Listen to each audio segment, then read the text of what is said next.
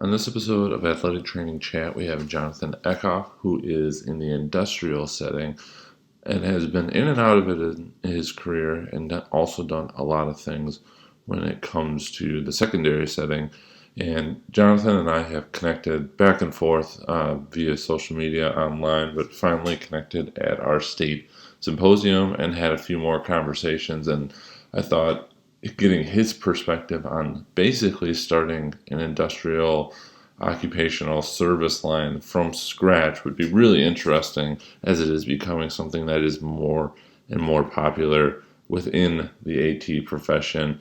And if you haven't caught our most recent episode with the Industrial Athletic Training Society, please go back and do that just a couple episodes back. But Jonathan gets into the weeds of starting it, what's unique about it, how things are different but also the same when he compares it to the secondary setting, and ultimately lays out some really good framework if this is a setting that is interesting to you.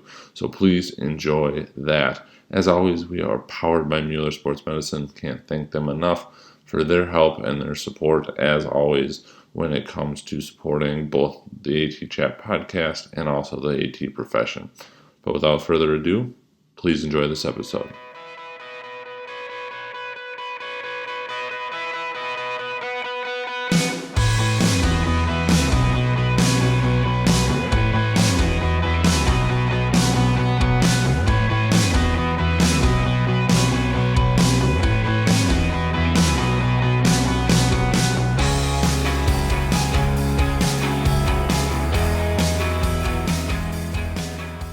Well, welcome to this episode of Athletic Training Chat. We are on with Jonathan Ekhoff. Jonathan is an industrial athletic trainer that we connected officially at our state association meeting in April. We had, I think, as you had said, kind of circled around each other on the social media on LinkedIn, but never officially connected. So it was good to do that. And that's what we're going to talk about today is just occupational health and athletic training, the industrial setting.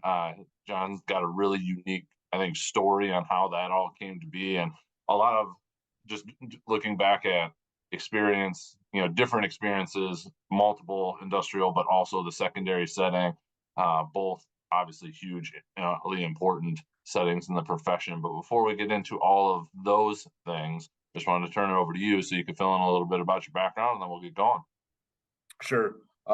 Thanks for having me. Like I said, it was great to actually put faces to names when we were able to connect Right. at WADA. So that's the one good thing about WADA, right? You get to network with everyone that you think you know. Right. Just a little bit of background about me. I've got 26 years of experience in the field. Graduated, I was the last official graduating class of Mankato State University. Once I graduated, then it switched over to Minnesota State. So there's some fun fact for you. There you go. I have a master's degree in healthcare administration from Capella. Got that in 2012, if I remember correctly. Have been primarily secondary setting most of my career. Well, actually, it's now half and half. And then the other half has primarily been industrial side.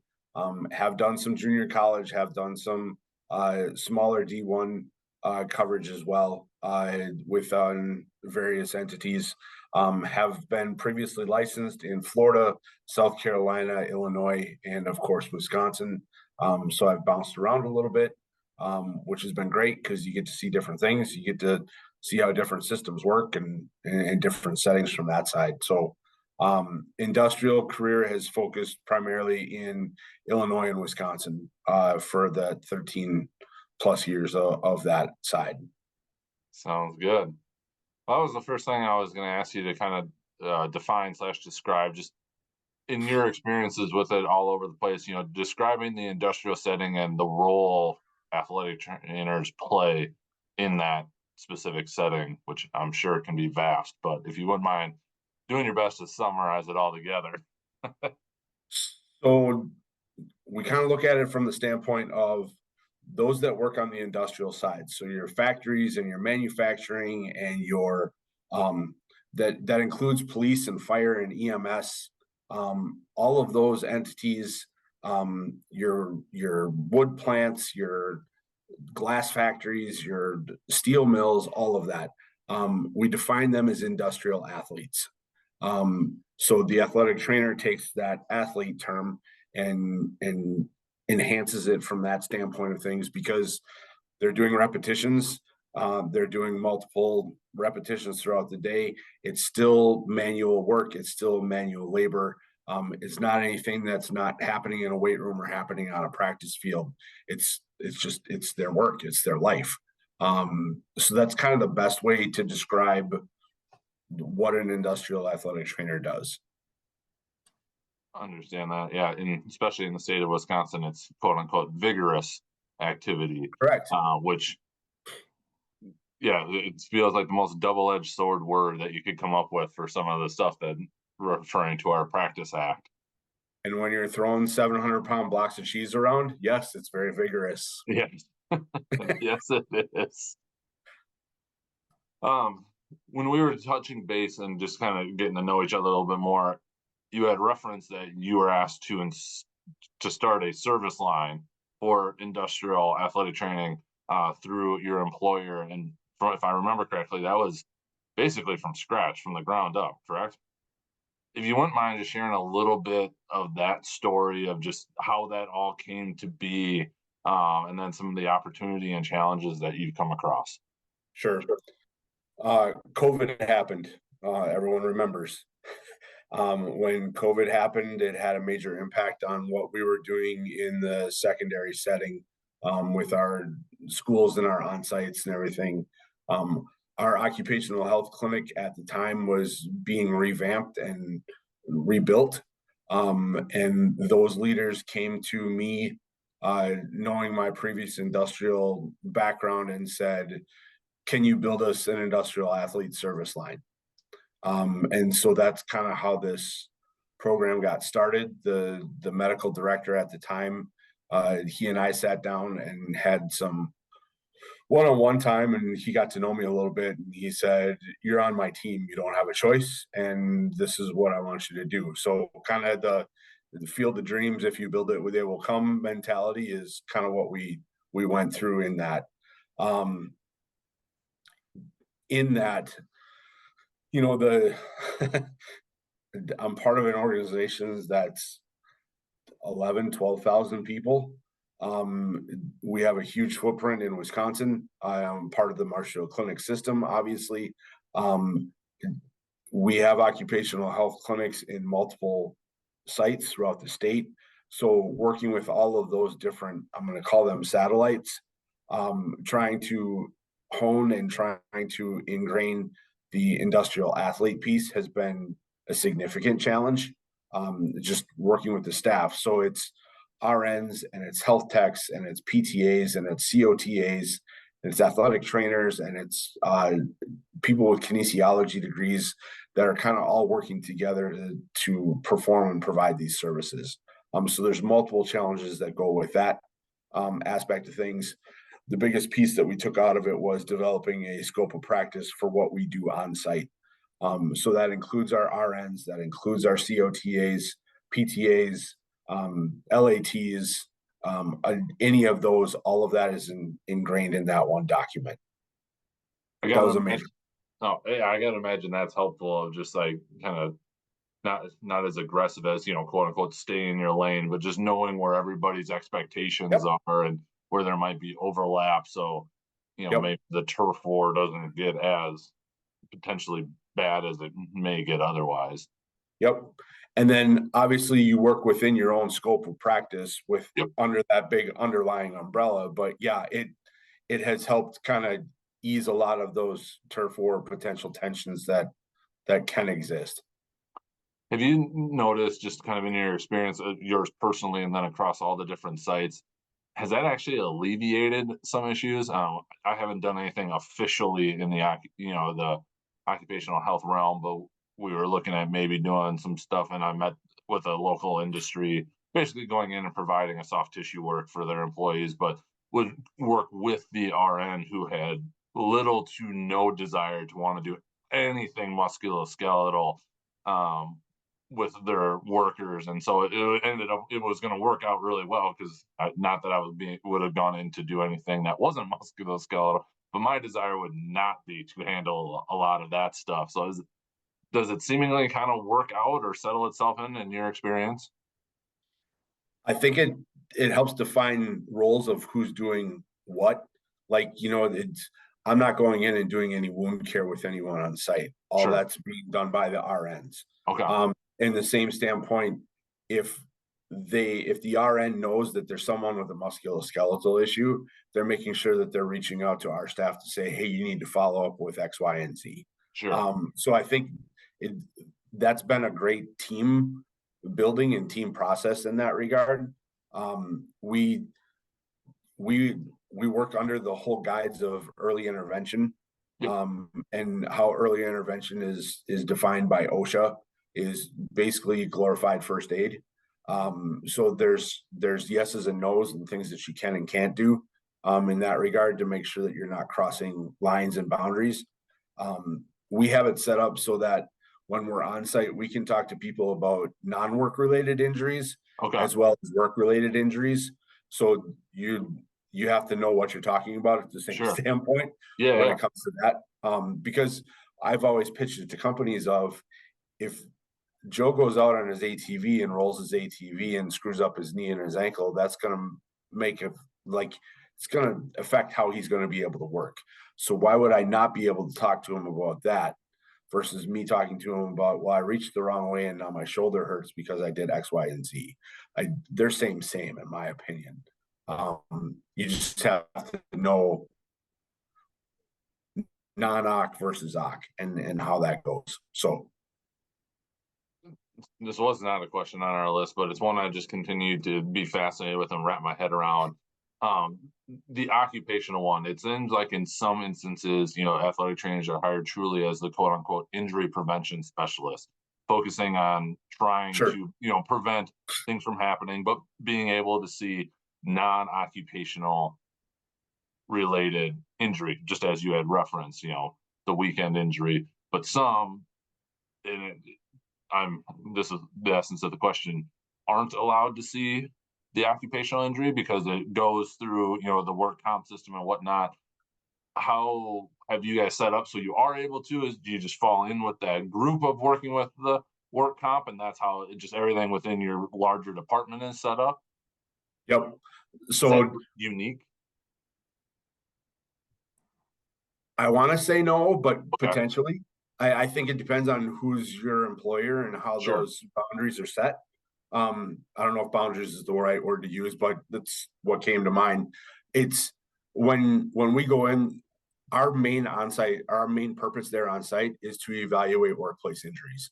Like a workplace injury happens, they need to come to us to see, so that way we can help advocate and delegate. And is this something that we can potentially do with some early intervention? Or is this something that, no, we got to refer them into OC Health or ortho? They've got a CPT. Like how does that whole gamut go? But we want to be that first point of contact in that regard. Sounds good. To me, that makes the most sense to set it up that way, just to help expedite the whole process. And a few other people I've talked with, that's not necessarily the role. And I was just curious as to how you all had set things up. That's the fun of being able to create it from yourself, is you get to make it as ideal as you want it to be for what fits your needs and purposes according to your organization. So with some of this set up, we had a brief discussion about contract processes, and I can only imagine, because again, we've had some conversation, with me providing a specific type of soft tissue work that other people had not gotten certified in, and it's been ongoing for almost a year and a half now, with some dead periods in between. But like, to the to the organization that it's requesting it, to them it's just, what's the cost? Send us over a 2-page whatever it is, we're good. And then that gets sent over, and the hospital side's legal is like, nope, here's the however long page of contract it is, with all of the stuff that needs to be in there. because it's all CYA and totally get it. What has been your experience with it, especially kind of creating things from scratch, as you guys have, and finding new So contracts?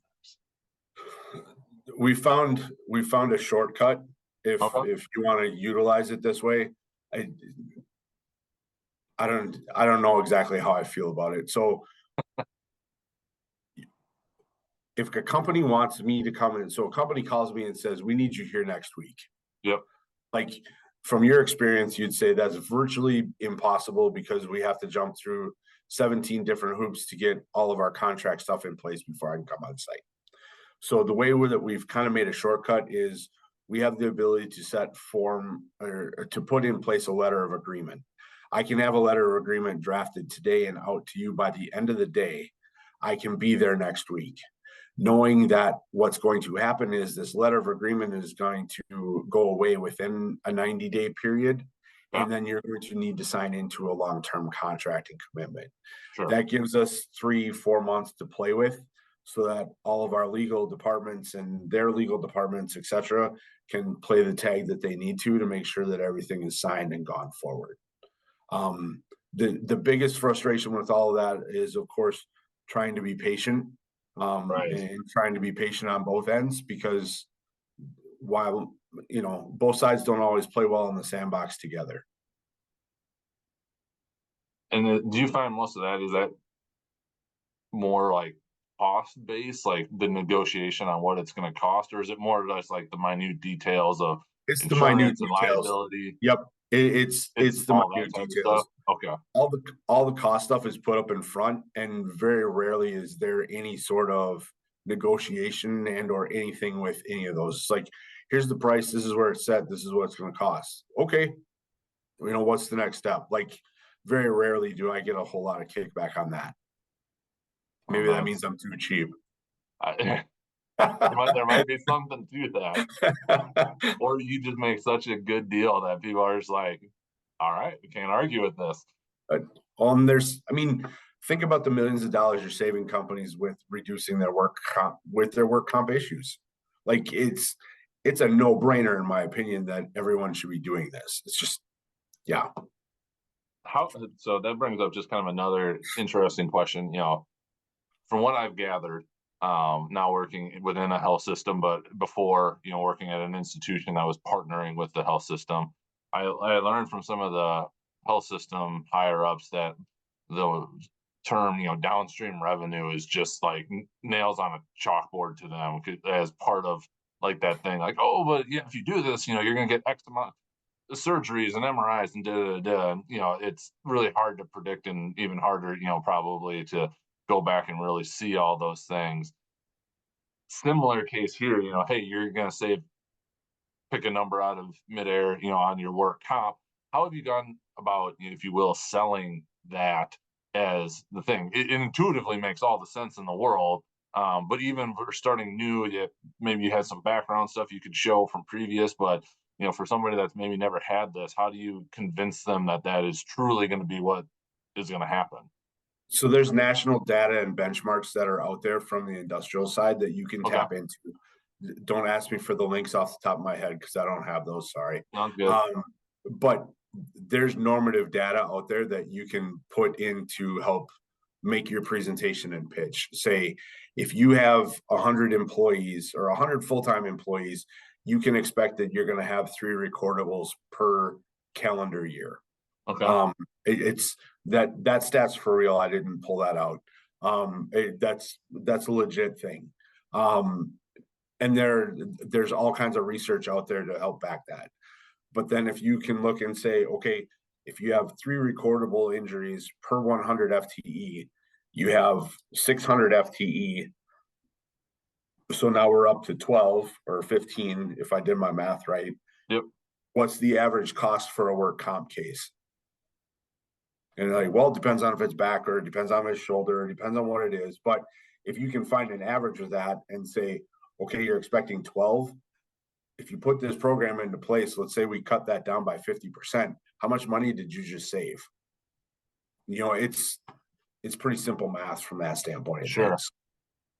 Yeah, because that was I know when we did some looking with the local fire department, we went back through their reportables and like they must have been fortunately lucky over the course of a couple of years that there was like one, maybe two Yeah, reportables. they're And it's just lucky. like, and then for me, I was just there. I was like, wow, I can't in good faith say that. Like, well, I can prevent that injury from occurring because in a Right. dynamic environment, like bad luck is just bad luck. Same thing that if somebody just lands wrong in a sport, no matter Yep. what you did, there's nothing you can do to prevent Same it. And thing. so, yeah, I like that. 50% or depending on how many potential ones, especially history wise or prediction. Shoot, if you can save 25, 30%, that could be significant cost savings Significant. Yep. and especially for those chronic long-term things, not necessarily those, acute freak accidents. Yeah, you're looking at like the tendinitises and the carpal Yep. tunnels and the golfer's elbow and the tennis elbow and the shoulder bursitis and all that kind of stuff that you help put those people in the right position and make sure that they're doing things. You're going to save them some pain Yeah, and some. absolutely. One kind of quick follow-up I had onto the contract process. Anything you wish you would have known, prior to starting all of them, that if you could go back and tell yourself that would maybe be something for somebody just getting into it. For for those of you that are putting in the time and the effort to meet with the companies, here's one question that I've learned that I need to ask. What does your corporate policy say in regards to on-site types of services and or industrial types of medicine? So I've gotten burned on a few where I thought the contract was coming and they came back to me and said, our corporate headquarters got a hold of what we're doing and we're more worldwide or we're more global or we're more national. And they want us to go with something else because this is what we do in our other facilities. Sure. So ask those questions. The other headache piece is getting good with your lawyers and your legal team. Take them, go golfing with them, or take them to dinner, or do something. The wait time can be absolutely brutal, and I'll send them reminder emails of, hey, where are we at? Hey, where are we at? And just so that they try to stay on top of things. It's one of those that, hey, where are we at? Plus, I got a tea time for this time. Let's go. Right. Bring your laptop. We'll work on it while we're on the course. Yep, Yes. I'll drive. Yep, I'll drive. Right. Kind of switching a little bit of gears, but still talking about it. You mentioned kind of now your career being 50-50 with the secondary setting and now the industrial setting.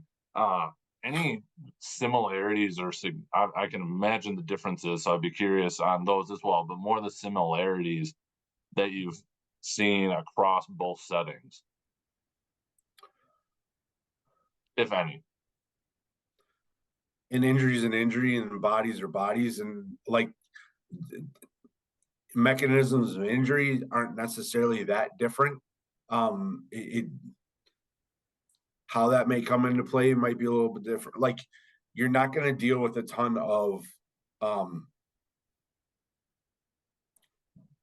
like emergency first. Like you're not going to have bones sticking out. You're not going to.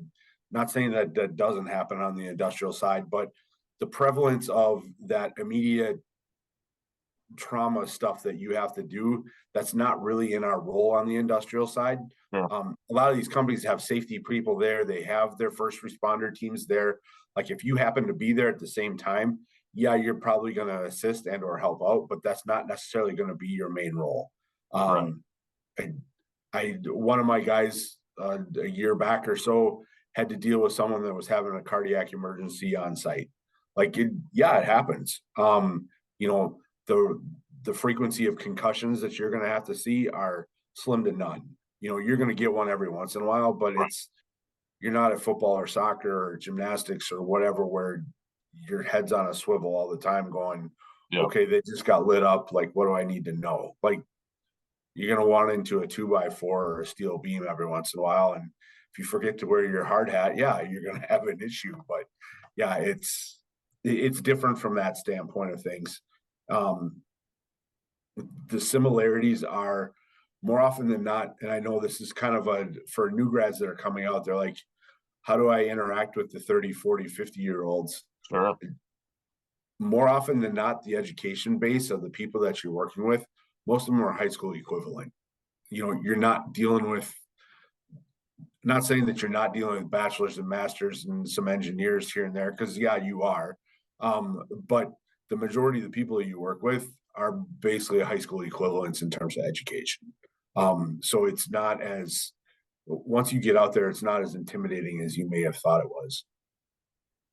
I think we touched on this when we just connected at WADA, and if you would be open to speaking about it, what recommendations would you have for someone, especially, I mean, anybody, but maybe especially a new grad, on building those connections with that? Because it is a very different group of people. I know for me, I work in a sports med clinic, and I say that in air quotes. We should be called musculoskeletal medicine just because our average age is probably above 50. Just with all, even with our sports ortho, who also does shoulder replacements. I mean, we see a lot of older, 50 plus or beyond that.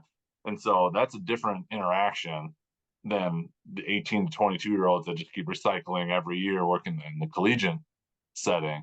And so you got to figure out kind of how you work with different people, because it's different people, same as athletes, but different levels of things going on in their lives, different stresses, and they're just magnified with it. So anything that you've kind of picked up or that you teach, if you will, for people to make those connections? So the one sample that was given at WADA, and this still cracks me up because of the person who said it, and I won't name them, but their experience is give a person a $20 bill, go up to said person at the bar, tell me everything that you know about them in 20 minutes. Go. It's, you have to be willing to communicate. If you are not a good communicator, that's something that you're going to have to work on. When you go to your family reunions, when you go to social settings, how willing are you to talk to someone that's outside of your demographic, your peer group? How do those interactions go? Like, what are you guys talking about? It's those types of things I think that help develop, those interactions and those connections. When you're in that secondary setting and go, man, like, this is a grind. I don't like working these hours. How are those interactions with your athletic directors and your coaches and your school administrators? And then how are those interactions that you do have with the parents? Like, those are the people that you're going to be interacting with more often than not in those industrial settings. Like, if you struggle with those, yeah, you're going to have a hard time. Yeah, I've had a couple students, and it's trying to open their eyes to it. Is, we treat all of our patients the same. Like, they all are going to get our care, but like some of the things you say when you were in that high school rotation, you can't say to people here. You just can't. Right. Not that it changes anything, but you may have just treated the patient that happened to donate $1 million to the completion of the hospital. Like, you just got to be aware and self-aware of, maybe the dudes and some of that don't quite fit in a given situation. Not to say that they're wrong, but you gotta read the situation as we are there serving these people. Yeah, you got to drop the bra every once in a while. Yeah, can't be the normal. Yeah, you kind of read the patient and see if there's a way to sneak that in. Right. Anything else around the industrial setting that we didn't cover that you wanted to highlight before we jump into the AT chat questions? I think it's a field that's going to continue to grow. Couldn't agree more. It's not going away. And I think the more people that are aware of it, I wish that we could change some of the things that we're doing in our programs so that we can get more exposure to it. And how and why that's going to happen, I don't know. Sure. But it's not going away. Well, that kind of brings me to my first question for the AT chat ones. Then you can elaborate on that, or just talk about the profession in a larger context. Where do you see AT going in the next 5 to 10 years? So here's my follow-up question: what setting? It's your decision on whatever you want to talk about. So, if you want, you're the two that you're most familiar with. I would be very curious as your take there as well. Yeah, the secondary setting, at least in the area of Wisconsin that I'm at, is dwindling, if not dying. More and more schools are either going without and or they're reaching out and asking people like myself to come in and provide services independently. Yep. The conversations that I've been having with those school administrators are, you need to hire your own person for your school district. Like, Yep. if you want the service, this is how you have to do it. Yep. I think that's going to be, a major change within the next 4 or 5 years or less. Yep. Specifically in the state of Wisconsin and specifically in those rural settings. It's hard. It's really hard. From the industrial side of things, I think as we gain more traction and there's more education out and people are a little less leery, or you get, hey, I want to do a shadow experience to see what this is about. I think we're going to see that grow. There are more larger companies, like the larger healthcare systems, that are providing some sort of occupational health. There are a number of independent PT clinics that are doing the industrial side because there's huge money in it. Yep. And then there's a number, of athletic trainers that are going on their own and starting their own business and doing strictly the industrial side. So it's there. And just a shameless plug, that's the importance of your association to help get it so you can go out on your own like that. That was a huge thing in the state of Wisconsin. Oh, it's huge, right? To get physician signature removal, to then be able to go out, and if you wanted to do that on your own, that's possible. Huge. Yep. And I know there are PTs and OTs that are doing the same thing. Yeah, it's absolutely happening. They're in my network. I mean, I know it's happening. Yeah, for sure. What advice would you give yourself if you could go back as a young athletic trainer, and if you could just set when that was and what setting you were in? Find a mentor.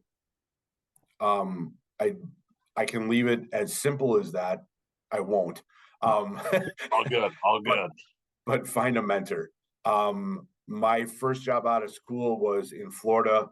The AT that I worked with in the clinic was a seasoned veteran. Wasn't old, he was seasoned. I learned a lot from him. The PT that I worked with in that clinic also was one of the PTs that was open, and was, hey, let me show you this, let me show you this. So again, that first experience was a good one. Then when I went up to northern Wisconsin, I got stuck with a team of good physical therapists, and the bigger driving part was the physiatrist that I worked with, one of the PM&R docs. Yeah. I learned more in the first 4 years that I was with that crew than I ever learned ever. Go to the continuing education seminars where you're actually doing lab stuff, where you're actually, I'm not knocking WADA, I'm not knocking NATA, I'm not knocking GLADA, but go to those individual sessions where you're actually you're actually learning something, you're hands-on, because that's where you get the biggest bang for your buck. The Gary Gray's and the functional movement series and all of those things I was pounded and inundated with at an early age, and you learn so much through that stuff that it's just invaluable from that standpoint. I like that advice. You probably just answered this question, but I'm gonna ask it to you anyway. What has been the most influential resource you found in your career? Dr. James Mullen, who is retired, he was the physiatrist that I mentioned before. Okay. He was probably the biggest push for me from a career standpoint. Awesome. Oh, that guy a lot of money. He's not going to get it, but fair. Yeah, I understand that. As an AT in your role, how do you take care of yourself?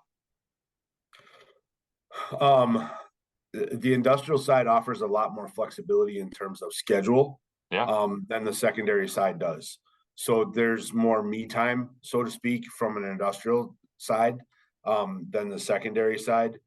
I have 2 kids who are 11 and 8. I coach my daughter's fast pitch softball team. She's 11. like I can't do that if I'm in a school setting. That isn't happening. Right. Does it help take care of me? That's debatable. We'll talk about that at another. The other big thing that I wanted to say with that is if your employer offers you PTO, take it, use it. Like it's there for you to utilize. Don't let it build up so you got 3-4 months sitting there in the bank. Don't. That doesn't help anybody. Use that stuff. Fishing, golfing, camping, etc. Those are my outlets. Golf is my stress relief. Perfect. If you could change or eliminate one thing, could be a modality, a common practice, a mindset, anything of your choosing in the field of athletic training, what would it be? I read this question and I thought, how am I going to answer this? I can tell you that I've done way less modalities. And when I say modalities, I mean ultrasound, e-stim, biofeedback, TENS, any of that stuff in the industrial setting. Like I could probably maybe count on both hands the number of times I've used it. Sure. It's just, not saying it doesn't have a place, not saying it doesn't have a purpose, but there's 15,000 other things that I could do instead of those that I've found to be way more beneficial and user-friendly to make results and that those patients are then happy. I like it. Finally, last question. What does being an athletic trainer mean to you? 26 years, it's been my career. Like, how else do you answer that? Yeah, it's a field where, do I wish the pay was better? Absolutely. Do I know that I've had more impact on how many thousands of lives in the 26 years than I would otherwise? 100%. You have to reflect on those aspects of the field for more of that overall job satisfaction, career satisfaction. Makes sense to me and a good way to look at it. If anybody wanted to connect with you, reach out, ask questions, get some guidance, what's the best place to connect? Facebook and LinkedIn are where you can find me more often. I'm not a Twitter guy. I'm not an Instagram guy. Sorry. I'm not a TikToker. Is that the official term? I don't know. I don't have it, so I can't help you. I'm sorry. And sorry to anybody young listening to this. Yep. No offense. It's not my thing. LinkedIn and Facebook are the biggest places from a social media standpoint that you can find me. Awesome. Well, I appreciate you taking the time, sharing some of the insight on the industrial AT and just that whole setting. I couldn't agree more. I see it growing for all kinds of reasons, and AT is getting more interested in it. So any insight we can get into it is good insight. So it's much appreciated. Yep. Appreciate you having me. Thank you for listening to this episode of Athletic Training Chat. We hope it was useful to you if you are interested in the industrial realm. Jonathan was a wealth of knowledge and resources, so we're looking forward to seeing what he continues to do and probably have a follow-up sometime in the future. This episode is also brought to you by the Athletic Training Daily Journal. We created it as a resource for prompts and passages and quotes that maybe get you thinking a little bit beyond just your normal day-to-day. It is a resource that both Rick and I will tell you that we wish we had as we were coming up, as it would have just been helpful to have a little something to try and think beyond, trying to get through our day and really set us up for the future. You can check it out on Amazon. Just search for the Athletic Training Daily Journal, or if you want to try a 14-day preview, head over to clinicallypress.org/shop to find that. Thanks again for listening, and we will catch you next episode.